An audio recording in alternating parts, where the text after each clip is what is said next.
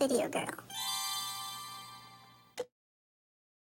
Charli XCX's sixth studio album BRAT, released June 7th, has exploded into the mainstream and has had a cultural impact like no other release this year. BRAT is Charli's most critically acclaimed album ever and is the most acclaimed pop album of the year on Metacritic, beating out records by artists such as Billie Eilish and Beyoncé. She is rapidly gaining new fans by the day, and people are finally recognizing the genius and influence that she and her collaborators, like Sophie, A.G. Cook, and Easy Fun, have had on the current landscape of pop music. While the music itself is incredible, the rollout and marketing that led us to the release has also been a key factor in the success of BRAT. Today, we're going to explore why BRAT's marketing rollout was just so genius, and how it's managed to strengthen her already existing cult fanbase, while in hand converting so many new people into Charli XCX fans. Welcome to Video Girl, an online community where we discuss and analyze pop culture and music. This video is the second video in my 3-part series on BRAT. In part 1, we dove into the music, discussing the nuance and depth of emotion and what it means to be a brat. Part 3 is going to be an exploration on Charli's journey as an artist, and how her once rejecting the mainstream has now become her influencing it. Subscribe so you don't miss when it drops. We're going to dig deep. In a time where there is such an oversaturation of music in the current market, even if an artist spends years on an album, listeners tend to move on to the next so quickly. Millions of artists every day, big and small, are trying to promote and cut through the noise on social media. If you don't capture people's attention with a unique, consistent rollout, the music can get lost in the noise. This is where the importance of marketing comes in, making decisions that cater to your specific audience and really knowing who your fanbase is can make or break the effectiveness of your promotion. For BRAT, Charli did exactly this. Not only did she utilize a mix of guerrilla and traditional marketing techniques, she also took the time to understand her fanbase to a T. With the help of Charli's chronically online fanbase, and I say this as a compliment because I am one of them, BRAT's most effective marketing strategies utilize the power of social media and the memification of pop culture. 360 BRAT burner account. Our first introduction to the concept of BRAT was in August 2022, when Charli started her private burner account, 360 BRAT, on Instagram. The purpose of the account was to interact with her superfans without any filter. She only made the account public for tiny windows of time, leaving fans scrambling to be accepted. She shared a lot of controversial opinions in Q&As, talked about her thoughts on other artists and her relationship with them, and being part of it felt like we had access to this very secret conversation from her that only her close friends would know. 360 BRAT made Charli's superfans feel seen and appreciated, and strengthened their loyalty to her even more. Partygirl with Boiler Room. February 2024, Charli XCX hosted her event Partygirl with Boiler Room in New York. It included DJ appearances from A.G. Cook, George Daniel, Easy Fun, and DOS. She also performed To Die For with Addison Rae, and Julia Fox performed her first ever single Down the Drain. The brilliance of this event is that within the DJ sets, Charli sprinkled in countless teasers and snippets of unreleased music, which caused certain tracks like Spring Breakers to become fan favorites, as they begged for them to appear on the album. The clips from the event were all over all forms of social media. The fans who were there had the time of their lives, and the fans who weren't experienced intense FOMO, with the new snippets to cling on to, which only built more hype around the BRAT era. The BRAT cover controversy. On February 28th, the moment we had all been waiting for finally came. Charli announced BRAT the album and described this record as her all-time favorite forever. With this, she revealed the album cover, which stirred a lot of controversy. With a lack of imagery and no picture of Charli herself, the cover features a bright, bold green shade and blurry lowercase letters spelling BRAT. A lot of people were outraged and disappointed that something as lo-fi and simple was the cover. This created a lot of conversation and debates around it on social media, generating more publicity for the album. I think when you read into it, this cover is a lot more nuanced than first meets the eye. As I said in my last video, musically, BRAT swings the pendulum between unapologetic confidence and anxious insecurity, and I believe this is brilliantly reflected in this cover. The background shade of green is bold, brash, and loud, reflecting the unapologetic and shameless tracks on the album, like 365, Von Dutch, and 360. However, the blurred lowercase lettering reflects the imperfection and insecurity that Charli so candidly writes about in tracks like I Might Say Something Stupid, Sympathy is a Knife, I Think About It All the Time, and Rewind. The loudness of the green could also represent the party or the music industry, and it's like the letters are actually fading into the background with their shame and insecurity.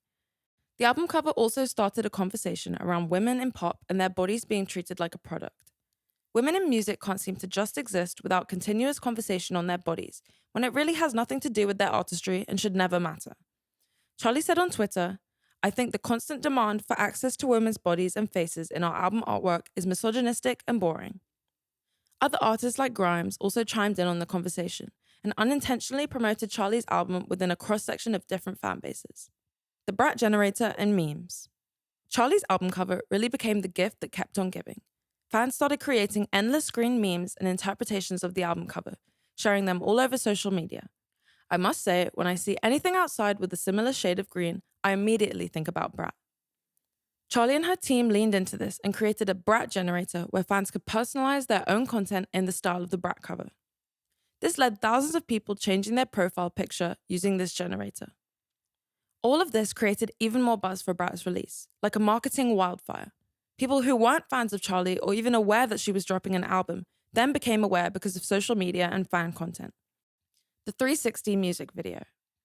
On May 9th, Charli released the 360 music video. This video was a huge moment in Brat's rollout and featured countless internet it girls, including Emma Chamberlain, Alex Consani, Julia Fox, Quen Blackwell, and Rachel Sennett. Fans declared this music video as their bad blood. Followers of these it girls who may not have listened to Charli before were then inclined to watch this video to see their fave, and could have started streaming and enjoying Charli's music as a result. I also think it's interesting, as this video serves as opposite to Charli's 2017 music video for Boys, which featured countless it boys and men in the public eye, like Cameron Dallas, Joe Jonas, and Connor Franta. This video got a lot of attention at the time, and Charli employing the same strategy for 360 fit with the theme and the shouts out of the other women mentioned in this song perfectly. The Brat Wall in New York.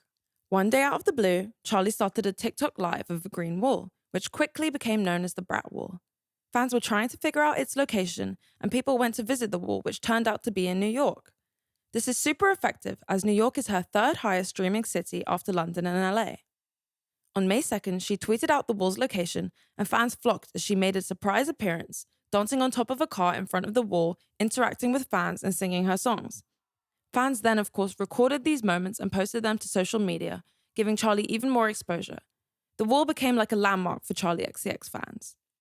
The Deluxe album. On June 10th, Charli went on TikTok live again, streaming the Brat Wall being painted over in white. Fans started their farewells as they thought it was the end for the Brat Wall, but it actually became something even more exciting. Letters began to be painted over this white wall, and word by word eventually spelled out the title of the Deluxe album. Charli announced the Deluxe album that night with 3 new songs, including fan favorite Spring Breakers. This gave the album a whole new boost, streaming and buying this Deluxe, as superfans had been confused and salty that Spring Breakers wasn't on the original album since its teasing at the Boiler Room Partygirl event. The Deluxe, called Brat and It's the Same but there's 3 more songs so it's not, isn't packaged up like some fancy exclusive. It's honest like the album is, but Charli knew how badly we wanted Spring Breakers, and that was enough to convince us to buy into it. Public appearances and press tour. Charli made a ton of public appearances for Brat, including the Brat Wall and other Boiler Room ones we already mentioned. She showed up to multiple clubs and events the night of Brat's release, riding around in the Bratmobile that fans inevitably took pictures with and posted on social media. She also did multiple album signings, with fans recording their interactions. She held exclusive events like her 360 music video viewing party in LA, only available to fans in her 360 Brat burner account, and let more and more people into the private account leading up to and after Brat's release. Charli also did more of a traditional press tour, doing interviews and appearing on podcasts and radio shows. The woman has been busy. Personal style and image.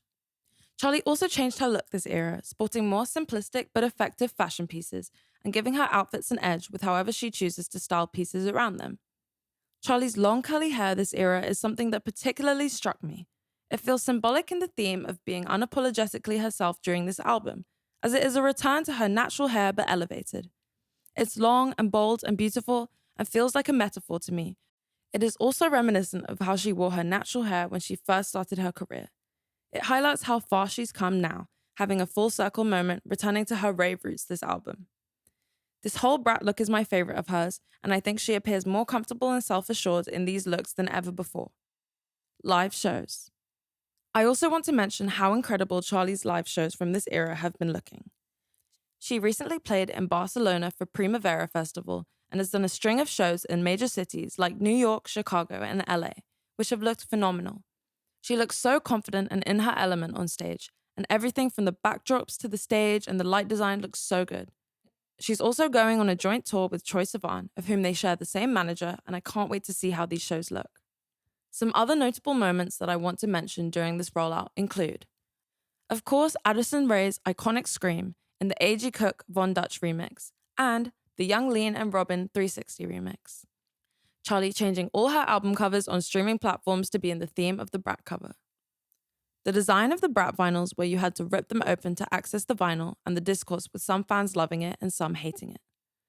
The Brat Collection Cinema event at the Roxy Cinema in New York, showcasing a handful of films that embody Brat. And lastly, the Brat trucks that drive around London promoting Brat and flash names of other artists. There's still no confirmation of what this means, but my prediction is that we'll be getting a remix album with the 360 and Von Dutch remix on there too.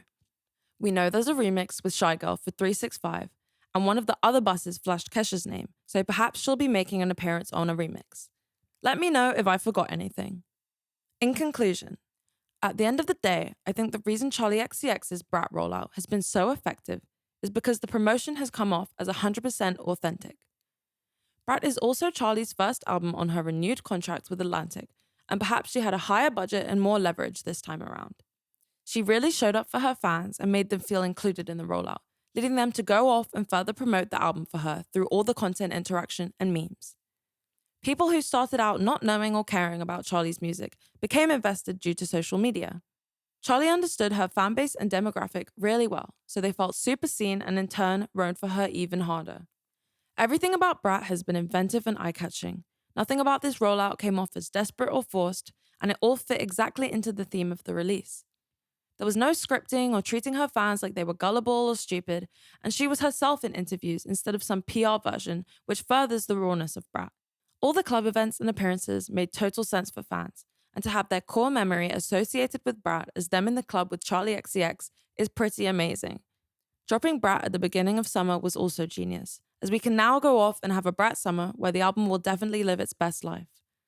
I don't think we've seen a rollout this imaginative and effective in a very long time, and other artists need to take a page out of Charli XCX's book. Thank you so much for watching. Don't forget to like and subscribe so you don't miss part 3 in the series. Let me know what your favorite part of the Brat rollout was in the comments below. I appreciate every single one of you watching, and the community we're building here means the world to me. See you next time!